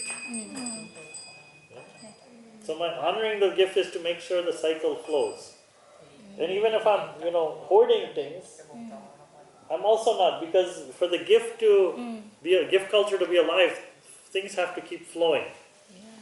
So we'll do one day Darya Dil with you guys. We have the shop of the open-hearted, or so process we'll do with all of you, which is very powerful. Like we end up, there's a saying, more possessions, more possessed. More possessions you have, the more possessed you get by them. And so the idea is that how can we keep things flowing, moving between us? That's the idea, that sharing those things, not hoarding them. And many things we hold on to very tightly. This is my favorite T-shirt, or something. No, this is not. I can That's another story. So now you brought it. I have to bring this story. So this is a very ancient idea. So there was actually, in the Mahabharata, you've heard of the Mahabharata? Mahabharata. In English, people would say like that. Mahabharata. It's a very ancient story. So in that, there was a story of. It wasn't in Mahabharata. It's in Upanishads. Upanishads is even older. So there's a story of a boy named Nachiketa. So in this story, very interesting. His father is having a big ceremony, yajna, the fire ceremony.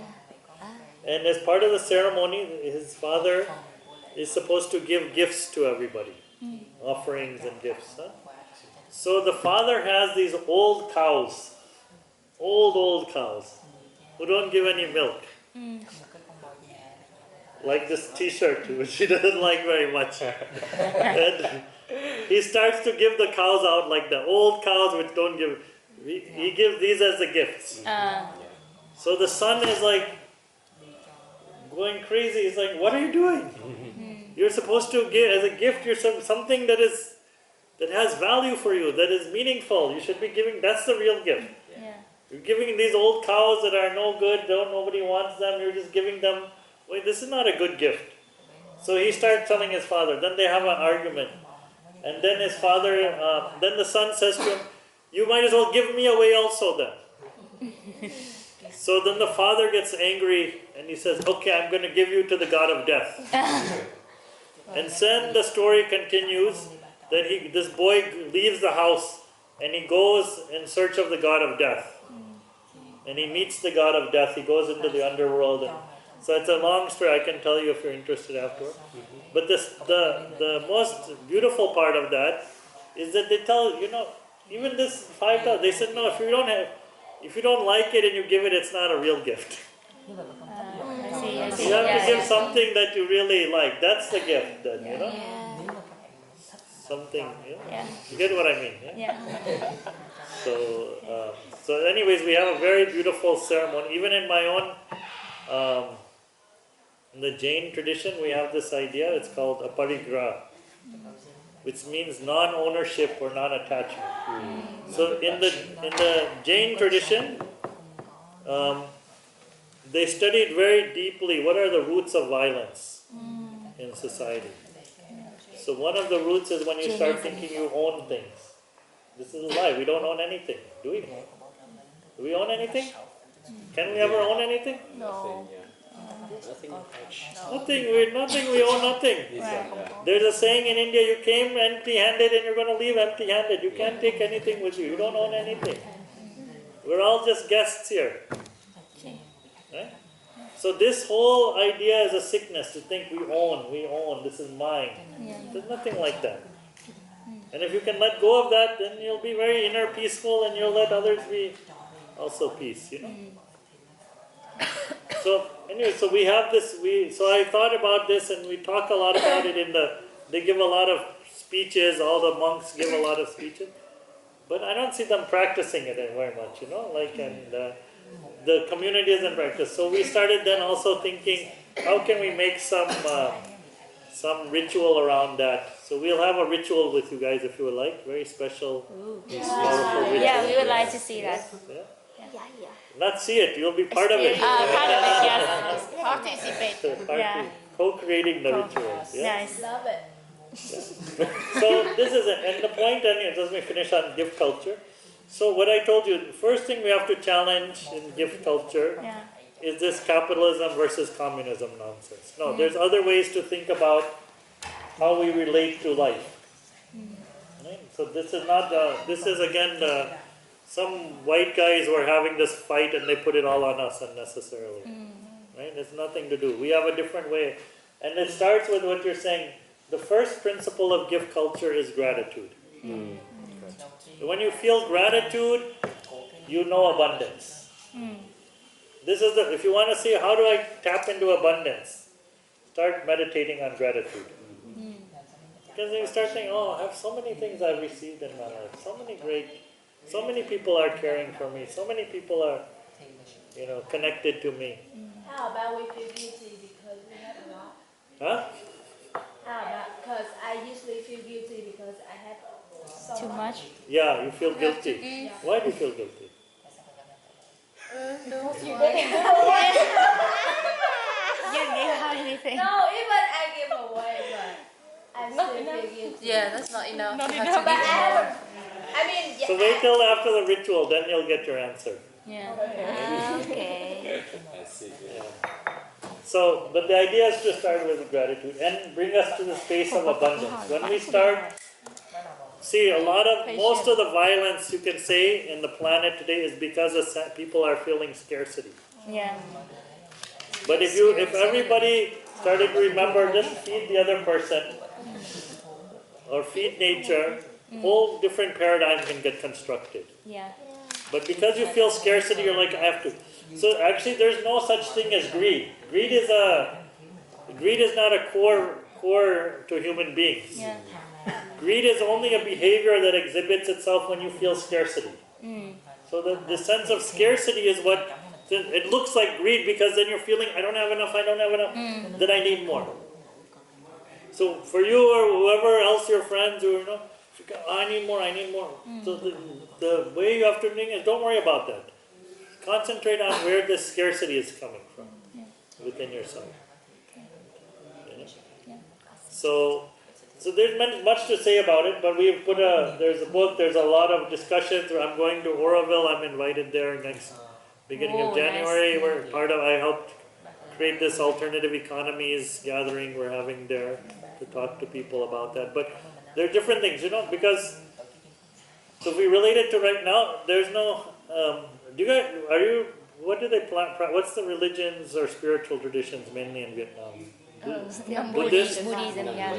The communism, they don't want people to have a belief But So, yeah. Buddhism is proper from It's before. Christianity too, no? Yes. Just But not a majority. became Not a majority. communism, they push Yeah, every yeah. religion Right. down now. They don't want Christian. So anyways, so you at least don't. There's no mask, but I would say there's no real Buddhism or no Christianity or no Islam or no Jainism really left.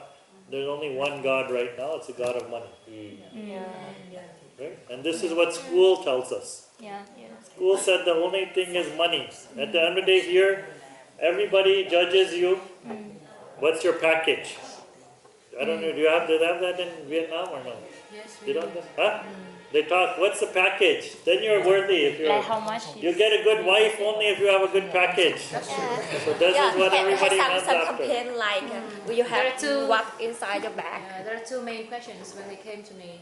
First one, how much your salary? Yeah. The second one, when will you get married? Okay. And they're connected, right? Yeah. So the whole point is that, this God of money has taken. It's like a evil spirit in a sense. It's taken over our sense of wisdom or our sense of well-being, even. Because we're doing so many stupid things just because of money. Yeah. Right? Or fear of money, actually. Yeah. So then we have to think. This is a lot of one big chunk of what unlearning is today. Is this? How do we unlearn this God of money? How do you get free of it? So you'll hear about. I think maybe some of you we have many experiments. So one of them is the cycle yatra. Do you hear about this cycle yatra? Yeah. The pilgrim. Without money. Yeah, you go for 1 week without money, no food, no money, no medicine, no phone, and you have to go and live, and no plan. Now you get all the plan, nice here. 1 week, no plan, nothing. You have to go and live with people and survive without money. Free yourself from the fear of money. So we do many things because this is the most stupid fear, money. And also, if you think about it, it's the most. People are destroying their rivers and their mountains, and they're selling it. I mean, both the American and the Chinese are coming all over Vietnam or India with money. Yeah. And we're just selling everything away. Yeah. And what do we get? Some paper. Yeah. Isn't it a stupid thing? We're selling all the things we need to really live for this piece of paper only. So how did this thinking come into our mind? Where did it come from? The thinking only holds because we don't know how to grow our own food. We don't know how to make anything. And this was not by accident. This is planned. This is planned. Part of the education system is don't do any of these things. Then you're totally dependent. And even the design, we say the same design for the school is the same design for the jail, for the factory, and for the army. Yeah. So it's very interesting. Gandhi, he called this system Shaitani. Shaitani means satanic. Satan. This education system and this whole global, he called it, this is satanic system, devil system. So yeah, so I read this, I said, oh, this is so strange. This is like a bit too extreme, to call this. Then I started thinking, why is it calling it? So basically, he was saying any system that disconnects us from our inner voice, our inner conscience, our inner intuition, our inner sense of beauty, any system that's breaking that connection, this is satanic system. So basically, he was saying any system that disconnects us from our inner voice, our inner conscience, our inner intuition, our inner sense of beauty, any system that's breaking that connection, this is satanic system. And in the army, this army, right? What do they tell you in the army? What's the first thing they teach you in the army? Discipline. Yeah. What does that mean? What's the first thing they teach you? Follow. Obey. Don't listen to your inner. You don't know what is right and wrong. You don't know anything. You only listen to the order that's coming from the boss, from the general. You follow it. If you don't follow it, what happens to you? They'll kill you. They'll kill you for not obeying the orders. Into the school system. Yeah. How do you disconnect people from the most fundamental thing, your conscience? Connected to that, your ability to learn on your own. So you go to school and people think, oh, I can't learn on myself. I can't learn without a teacher coming in to teach me. I can't. In India here, we have the guru-disciple system. You know the guru-disciple system? You heard? No, teacher is different from guru. This is one of the colonized things. So what happened, many of our words became colonized. That the real meaning got lost. Guru does not mean teacher. Guru means source of inspiration. Source of inspiration. In all the language of India, there was no word for teaching. There's no idea of teaching. Because you're only learning. The learner is there. You are, like even now, you're all listening to me last 1.5 hours. If you go outside, each of you will remember something different. For sure. So I'm not teaching you anything. You're sharing things. You're deciding what you. After 1 week, maybe somebody will say, "Oh, that guy was just talking nonsense." Delete from my system. Get it out. Forget it. And somebody will say, "No, that was like something amazing. I'm going to tattoo his name on my."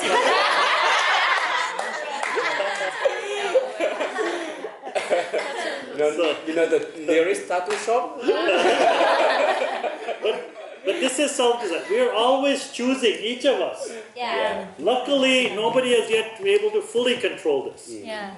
We're always choosing what meaning we want to take, what interpretation we want to take, what we want to remember. Even this act of remembering and forgetting is a choice on our part. Yeah.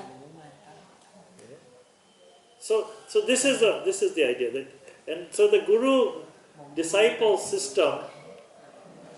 The most important thing in that is interesting. It was the principle of mutuality. Mutuality. Mutuality. You know what that means? Yeah. What? It's a mirror of reflection. It's a mutual relationship. Yes. Yeah. So in India, I don't know in Vietnam, maybe you have this tradition also in Vietnam, I'm sure. But the master-disciple or apprentice, the guru-disciple traditions, you have them in Vietnam also. You would have traditionally. Not really. No, you have it. You have to go and research. Or maybe Thai Do. No, that's the intention. You have like different. Again, please. This guru-disciple tradition. Yeah. You have it in Vietnam. I'm very Yeah, sure. như thầy đồ mà đúng không? No, but they Let me still. tell you. No, let me give you a few examples. So what happens in this mutuality? So in India, if I go with Muni, right? Yeah. I go tomorrow to Muni and say, or today I say, Muni, I am your guru. Bow down to me. You know we touch. You know in India you see do you do this? You don't do it in Vietnam. You touch the feet. You touch the feet, both the feet like this, and you take blessing. Right? Because you're asking that, whatever the knowledge in you, wisdom in you, can you please share with me? I hope to get it, learn from you. Huh? So, if I say, Muni, come and touch my feet, and I'm now your guru. This is what everybody will do in India. What is she doing? Really bow down and touch your feet? Yeah, come on. What? No, what is she doing right now? When I said this, what did she start to do? Like Laugh, yeah. Laugh. Because everybody in India will laugh at you. Yeah. Because nobody can tell anybody else, I'm your guru. Yeah. This is the fundamental difference. The teacher goes and says, I'm your teacher. And you have to, okay, I'm present.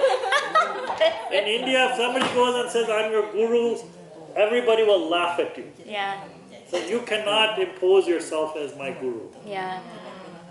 This is the difference. Yeah. The mutuality means that there has to be a mutual agreement. I can go and say, Muni, can I become I would like to learn from you. Can you be my guru? Then, and what happens?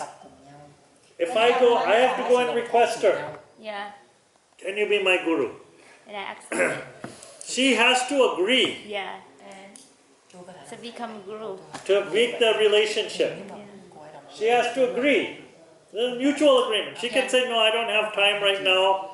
I can't help you. I'm way too busy with something, or I'm too stressed, or whatever. I have a boyfriend. I don't have time for you. Whatever she says, she can say no. Then it's okay. It's also for her to say no. She doesn't have to say yes every time. She has to say. If she feels she cannot give me the guidance or support or whatever, she can say no also. Yeah.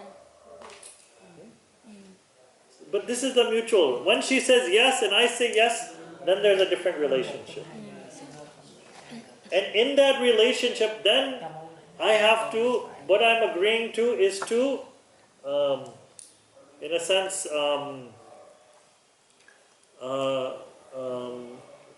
bring in humility. Humility and openness. Yeah. And in a sense, we can say surrender almost. So within a reasonable, if Muni tells me, no, you have to go and run around 2 kilometers to train yourself, to get ready to be my, she can say that to me. Once we made the agreement, she can say, you run around for 2 kilometers and this is part of your preparation. Then I should trust her, that I'm trusting. Because we made the agreement, that means I'm giving her my trust. I would say I'm giving her 99.9% of my trust. 0.1, if she tells me, drink this poison, maybe I'll say, no, I'm not going to agree that. Maybe I'll trust her that she has something better planned for me. Maybe she'll, like if I tell you, use my cow dung tooth powder. So maybe I have something unlearning planned for you, so you'll trust, okay, I'll try this tooth powder. I see. Okay? But if you think that it's like something that is going to, kill you or something, or hurt somebody, if I say go and, beat her up, then you can say, no, this is the wrong thing. I cannot do that. But anything reasonable, I should surrender and be open. This is part of the agreement. Yeah? And there's all kind of crazy stories. There was one story, ancient stories. Somebody went to a guru and said, please make me, I want you to give me the whole knowledge of the universe. So the guru said, here's 100 cows. They're all sick and not well. You take them to the jungle.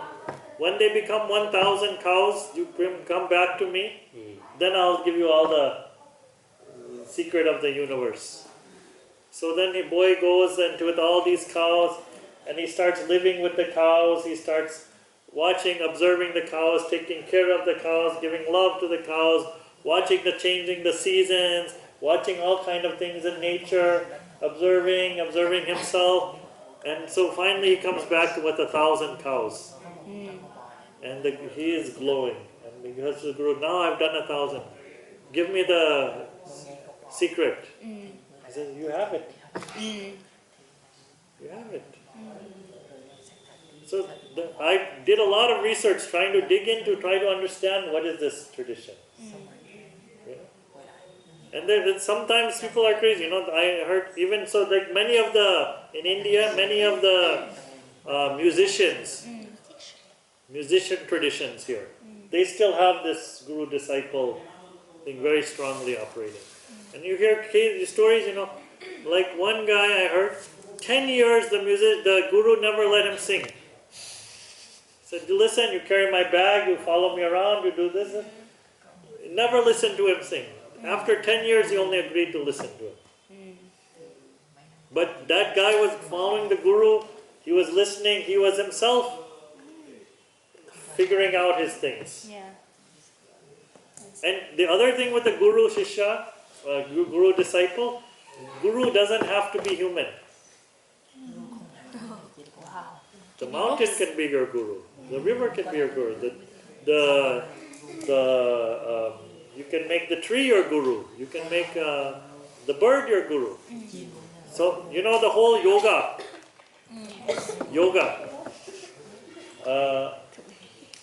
Yoga, most of the poses, the postures, where do they come from? Animals and nature. So the people there who developed these postures, they made the animals their gurus.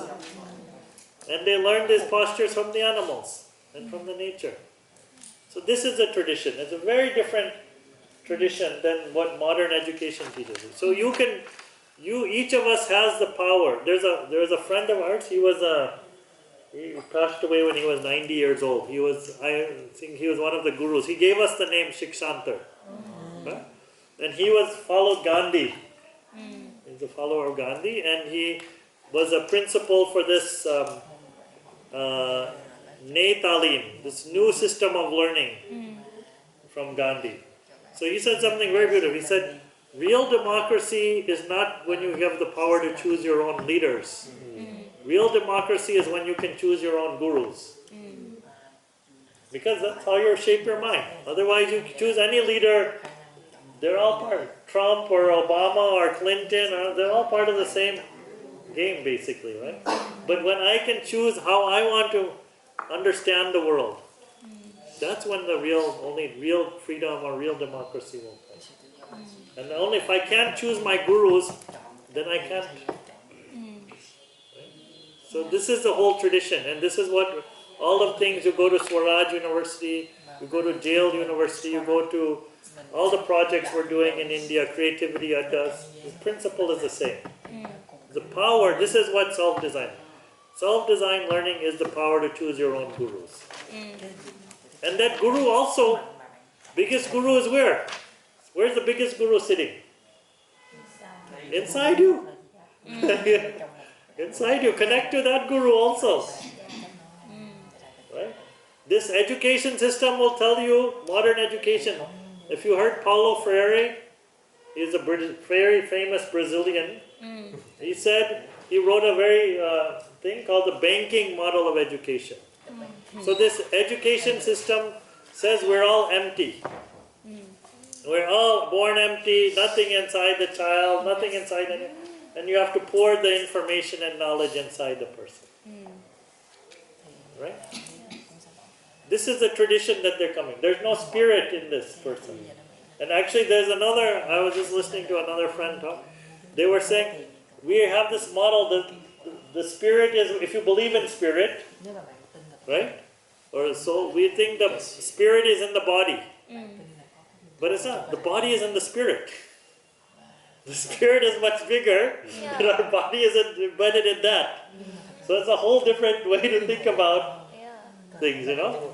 So, but anyways, what I'm saying is that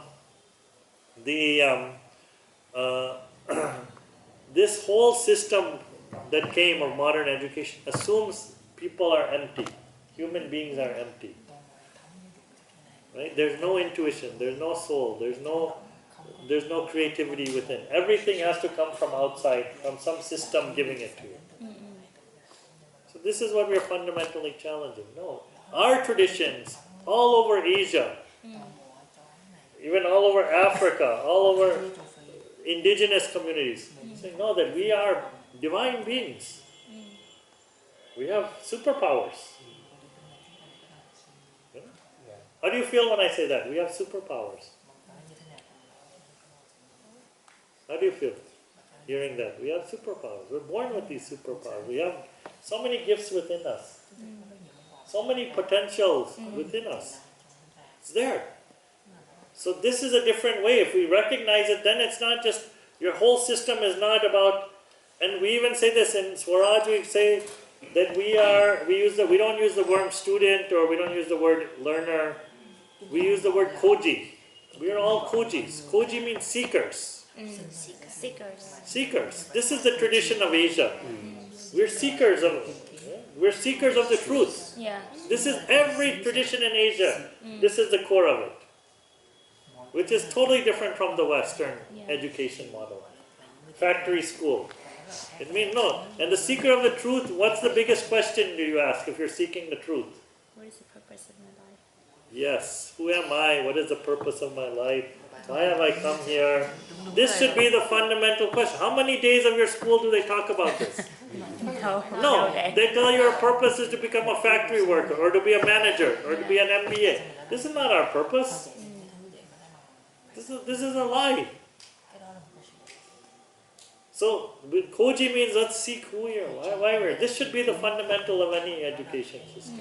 To give us the space to understand who am I and why am I here. And I would say we all have come with a special purpose. Each of us has a special mission. It's in our DNA, it's a part of our being. So shouldn't we, the purpose, people, it pains me so much, makes me cry, you know. People after 20 years of studying, they don't know why they're here, what they're supposed to do, what their special mission. I'm like, whatever gives me some money, I'll do that. It's so sad. So, any questions? I do have a question. Okay. Sorry, just very short You get to one. meet me again, don't worry, it's not the only time in your life. Sorry, very short, I think. Like I introduced about myself to you before, I'm a part of like a conventional education system. So I'm looking for a way to start from scratch. So basically, I'm very interested in knowing more about unschooling system. So like one is the knowledge and the other is internship. So like knowledge, any kind of books that you can recommend or any philosopher that I can refer to. And also internship is like any kind of network of school that I can. Did you see our website? Yes, your website already. There are a lot and of also books there, a lot of philosophers are there on the website. Just we do, all these illegal books are there. You can download them for free. But I can suggest people who have inspired me. But before you see, this is part of the thing is,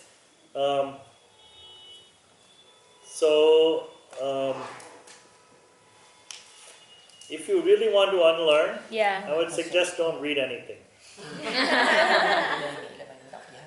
Unlearn hết đi chị. So like you throw away that diary.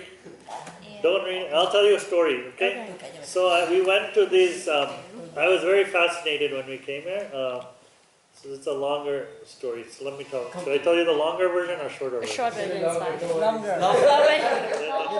So I'll tell you how it started. So my grandmother, she has been my village grandmother. Was one of my main unlearning gurus, I would say. Because her way of doing everything challenged my way of doing it. So one day she got this rash on her skin. You know? So my mind said, oh, let me go to the doctor and get some medicine, some cream or lotion, and we put it on there. Right? This is that's our conditioning. So she told me, no.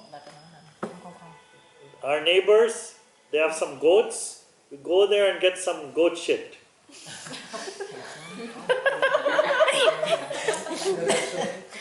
It's true. It's a true story. Something about it.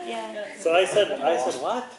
And this was, I guess, came from UN job, and I was very, wearing my fancy suits. I used to have a lot of Armani suits and all of this thing. And so I was like, goat shit? How can I get the goat shit? Then she said, no, if you love me, you'll get me this goat shit. So then I said, okay. So I snuck out of the house. I didn't want any of the neighbors to see me. And there's some people, a little bit in the neighborhood next to ours. They had some animals. So I went there and I got it and stuck back, was making sure I covered it. Nobody could tell me who it is. So then I come, and then she took that and she mixed it with oil, heated it, and she applied it to her skin. And the next day, everything was clear. The eczema, everything was clear. So I said, what is this going on? So this is witchcraft. How did this happen? And so then I started to understand, there's this whole tradition of, this was, you have to remember, now you know alternative medicine about, or, right? Now you heard about it. 20 years ago, people weren't talking about alternative very much. Because if you talk, then people say, oh, you're superstitious, and this is some, you guys are, what do they call them? Dongi. Dongi, what do you call it in English? It's called quacks. You know, fake. Fake. Okay. Fake doctors, quack. So you couldn't talk on this. But then I found out you'll get to meet this group. Yeah. There's a whole network of traditional healers.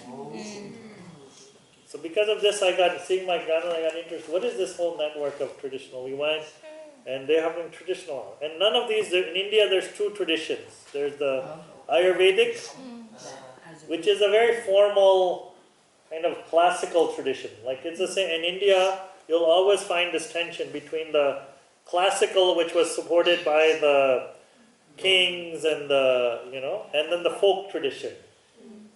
The community village traditions, the illiterate traditions, the informal traditions. The Ayurveda, there are a lot of books on it, people wrote in historically, but the folk traditions, there are no books around it.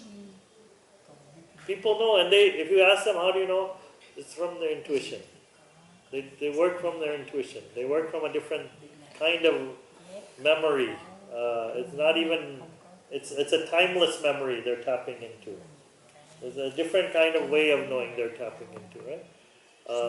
So then I started meeting all of these people. And then I was like so eager, like, take my diary there and say, tell me the recipe. How did you do this? How do you do this? Yeah. And they just look at me like, what's wrong with you? You have some, put away this diary, let's talk, let us first know each other. You don't have to capture everything.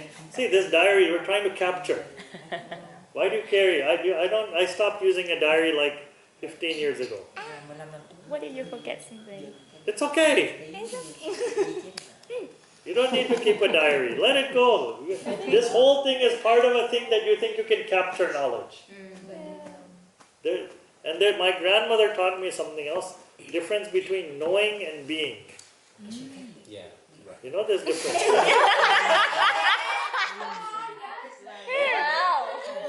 No, but like we need to check. No. You have to capture. She's capturing. So knowing, what's the difference? Knowing is you can give 100 books and tell this, and he said this, and she said this, and this is there, and then blah blah. And beings are just living it. Yeah. You start from knowing and then you be. Huh? No, not at all. Yeah. You capture it and then you also being. It's like nothing like. They're not separate. I know something. You don't start from knowing. You start with being, and then you grow. Your being grows in its knowing and understanding. So, for example, I know more about sustainability. I know you like all don't the know. methods. Are you living it? And you think you know. I'm living no, it you now. don't. You're reading it. Yeah. So this is what I thought. I said, I read all these. I know all this. Fritjof Capra and David Orr and all these people writing about sustainability. I met them. I read their books. And I realized, eco-literacy. I know all these people. Very, very good friends of mine. So I read all the things. I used to go around quoting this. Yeah. Then I saw my grandmother. She doesn't know any of these people, but she's living all of those things. So I said, I'm the hypocrite. I'm just speaking this. I think I know it. I don't know anything. I don't know how to live it. And neither does Fritjof Capra, neither does David Orr, neither does any of those guys writing books about sustainability. They don't know how to live anything very much. Yeah, sorry to tell you. This is heartbreaking. You should thank me. I just saved you 20 years of your life. So you don't finish the story then. So then we met the guys. So I went and started meeting all these healers. Yeah. And with the diary, then I realized they don't tell me anything. Because I'm trying to capture. I said I'm listening through the paper. I'm not listening really. You see, there's a real listening. Heart to heart, and there's a paper, pen, listening. And then they said, okay, this guy is just trying to capture. He wants to grab everything. This is coming from where? Where's this desire to grab everything coming from? Scarcity. Scarcity. I have to grab it. I have to grab everything. Right? This is where it's coming from. So they wouldn't. I realized they were telling me. I said, "What's the formula for this? Tell me this." Tell me. I'll get all this.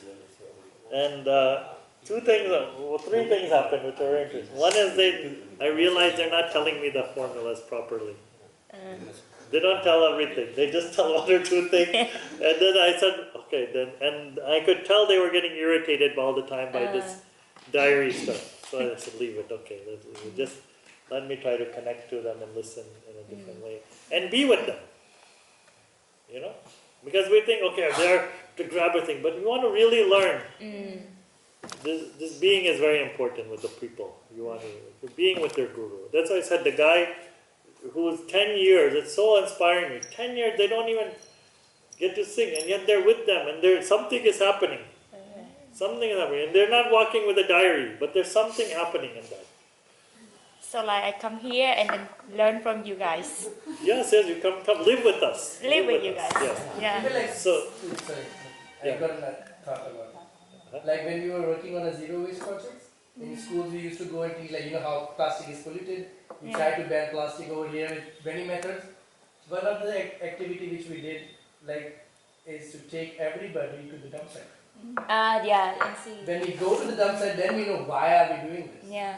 If I say there's a Pacific Ocean size, Yeah. the whole US is floating up there, Yeah. it's nothing. But over there, when I see 100 when I smell it, when it's going into every cell in my body, all of this fumes and all the things, then I see something away. Right. Okay. So same thing.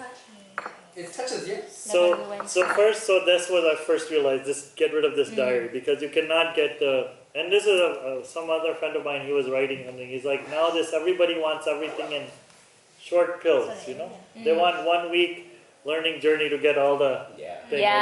Right. But the tradition of the guru disciple or the apprenticeship means you go into deep apprenticeship to get the real knowledge, the real understanding, real wisdom. You have to surrender into some deeper process. You can't just go here, little workshop for here, 2 days, and this little thing, and think you're going to get much. This is that same superficial tradition of the school system. I see. So the second thing I got from these guys was then they said, okay, I was trying to write. So I said, okay, there's so many people coming to them. And I said, you can have a good income generation, good social entrepreneurship here, good way you can get more money.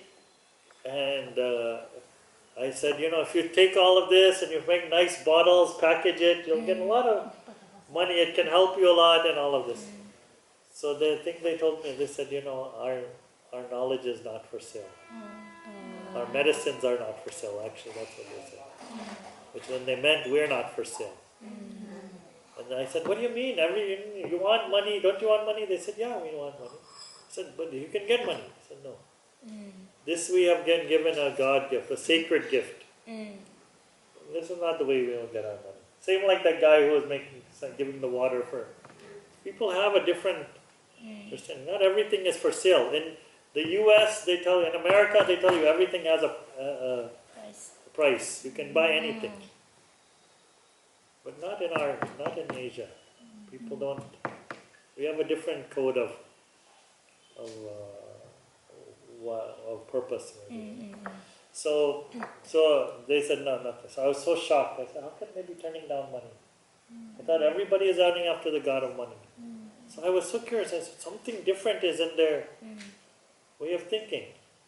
Because all the people, the investment bankers, even the UN guys, even the NGO guys, it's money, budgets, finances, right? Try to spend all the money, or Yeah. you will get that amount that you. And people are only working for salary. Yes. Yeah. You do something, they say, how much are you going to pay me? These people are serving every day, healing people. And I also remember the doctors charging all the time for you. So I said, it's really like crazy unlearning. Like I couldn't understand, how is this? Two different worldviews. Yeah. So, and then the third thing I asked them, I said, started like, wow, this is crazy. The more I started understanding it, I started saying, it's crazy. How could they understand this? This leaf mixed with the bark of this plant, and you have to heat it, and you have to eat it like this, or you have to rub it. How did they know? Yeah. They didn't have any computers or laboratories like that. How could they understand this? Any idea? Try and error. That's what I said to them. And you know what they did? They started laughing. Trial and error. This is so primitive. Yeah. This is trial and error, so primitive. Primitive, you know primitive? Yeah, primitive, yeah. What's the word for primitive in Vietnamese? When It's so primitive. Trial and error. I said, what? Wait, where did you learn trial and error from? Who told you this language? This was science. This stupid science, right? Which doesn't believe, which sees the world in a very human-centric, anthropocentric. Have you heard this word, anthropocentric? Yes. Only human is the center of the world. Center of the world. Nobody else is intelligent. We're the only being, according to this science, we're the only intelligent beings in the universe. Is it true? No, I mean, like, for example, you eat some plants and you die, and then the other person knows that if you eat that plant, you die. So it's like. Well, why doesn't it work with junk food? I mean, it's like I try and you don't die immediately. Anyways, listen to the story. So then I said, what do you mean this primitive? And they were laughing and laughing. They said, this science is so silly, your science. I said, how did they do it then? It's so simple. They could talk to the plants. Talk to the plant? Wow. You believe? Yeah. Really? Didn't you see Avatar? Avatar. Yeah, already saw Avatar. You saw Avatar? Yeah. Avatar. So they told you there how to do it. In Vietnam, some people, indigenous people, they dream about that Yeah. plant. They don't know about the plant Exactly. before, but they dream So about dreaming about talking is not just like talking English to them, right? You don't need to know. Who said they want to learn English? Who said? No, she has the Yeah, that's her. You don't need to know English to talk to plants. So you can through dreaming, through intuition, even through observing animals, many ways to talk to the plants and communicate. So this is one of the things that science never told us, because it thinks the plants are unintelligent. It doesn't see the trees and the plants and the animals as intelligent beings. Right? So this is one of the most fundamental flaws of Western science. Is it thinks of nature as stupid. Only human beings are the ones who have intelligence. So this idea, then I started thinking, whoa, I couldn't sleep for so many days. I was like, what are you talking about? Talk to the plants. And then I started thinking, and I started it's like being open to seeing and receiving them. Yeah. Once you, this was unlearning. Once you learn what happens, an opening gets created. You know, there's a saying that says, in the mind of the expert, there are only a few possibilities. In the mind of a beginner, there are multiple possibilities. So many things. The whole universe is open. So once the unlearning helps us get back to the fresh mind, beginner mind, to see something differently. See that there's a whole different way that we can.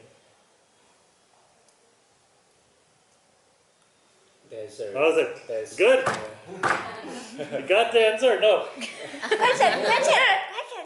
Because related to her question. Yeah. Yeah. You asked him about some book to read or something, but I already make it. I mean, like I have a room like that. I have a kitchen. I have a garden. I have a farm, and I also have a student, like not my children, like my cousins and relatives. Yeah. And I want to start it immediately. So, if there are any things you want to share with me. Yeah. Yeah, because let's talk I know. at the end of the week. Experience first, and then we'll share.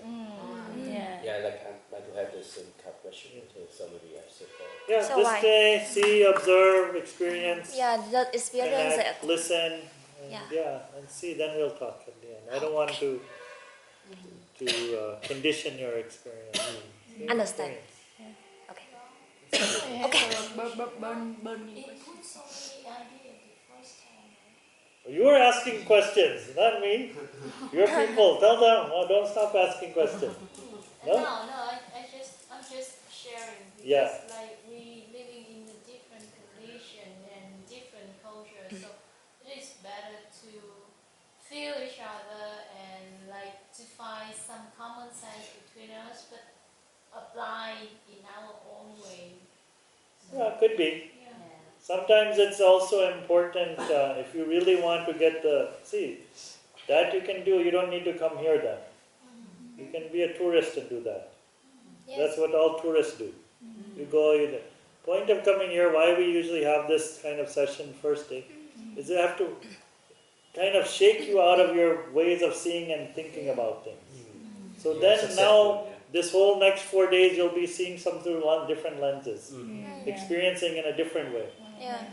Like otherwise, if he doesn't tell you, so many tourists come to Udaipur, thousands. How many tourists? Maybe 100,000 tourists 100,000 a year. a year. 100,000. They walk right by the pot.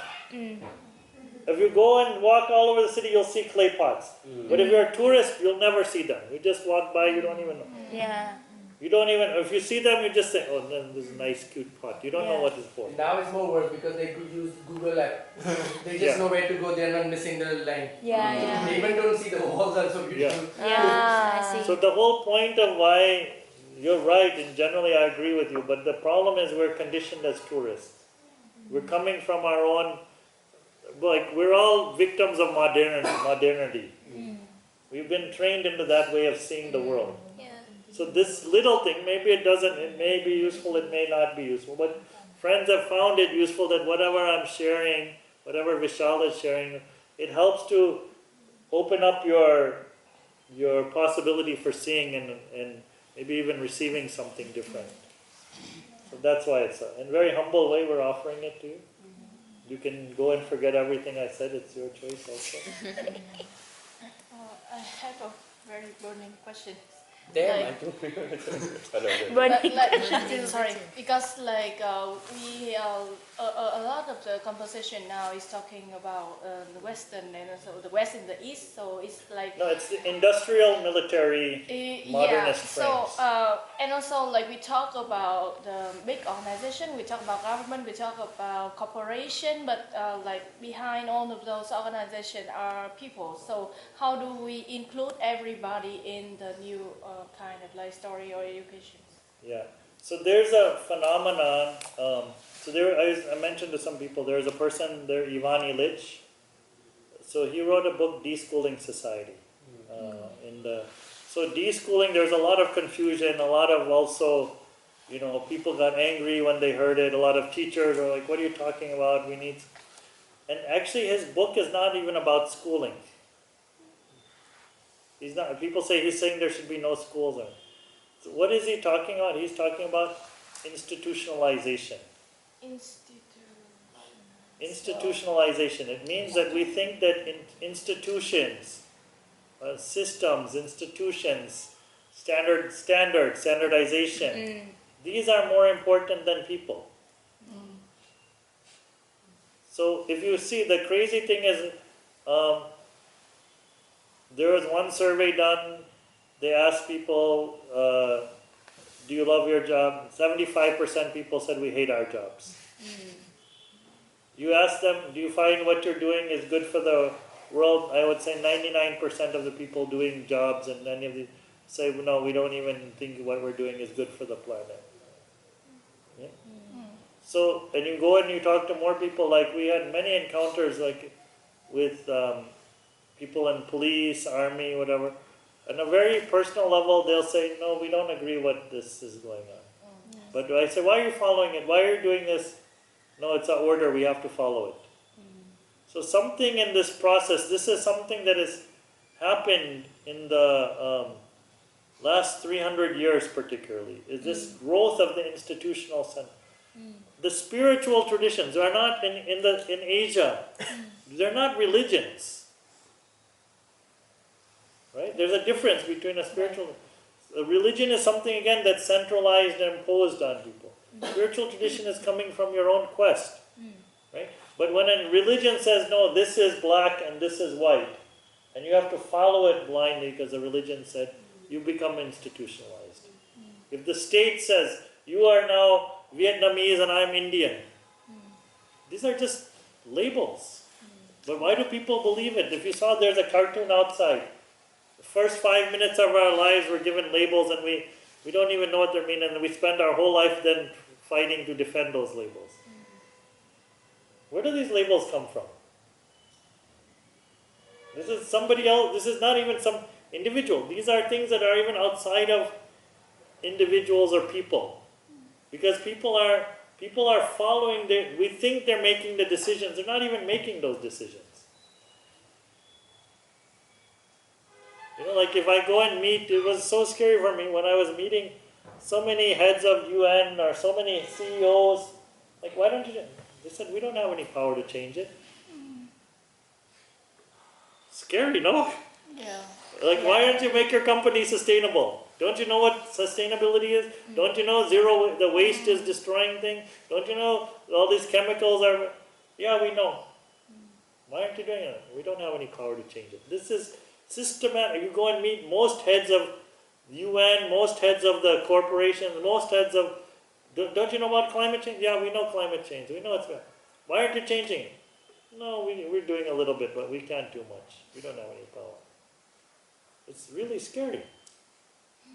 Because those systems are driving it. Yes. If you try to change it, you can see your experience in the NGO. There was a system. Most people probably didn't even like it. Yes. But they're following those systems around. You try to change it, they'll probably tell you, go. One of the reasons I resigned from... You won't meet many people in your life who resigned from a permanent UN post. I resigned because I said, I don't believe in these systems.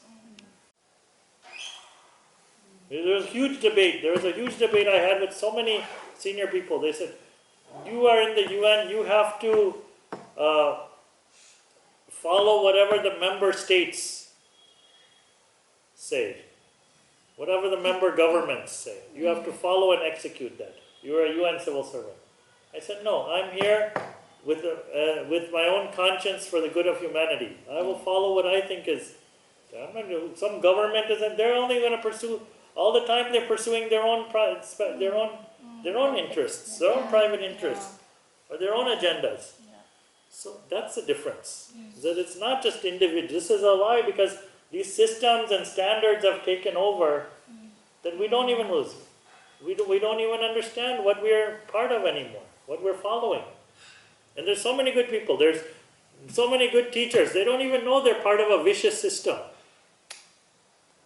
They're not individually bad. They're very beautiful people. There's so many investment bankers. They don't even know what their game they're stuck in.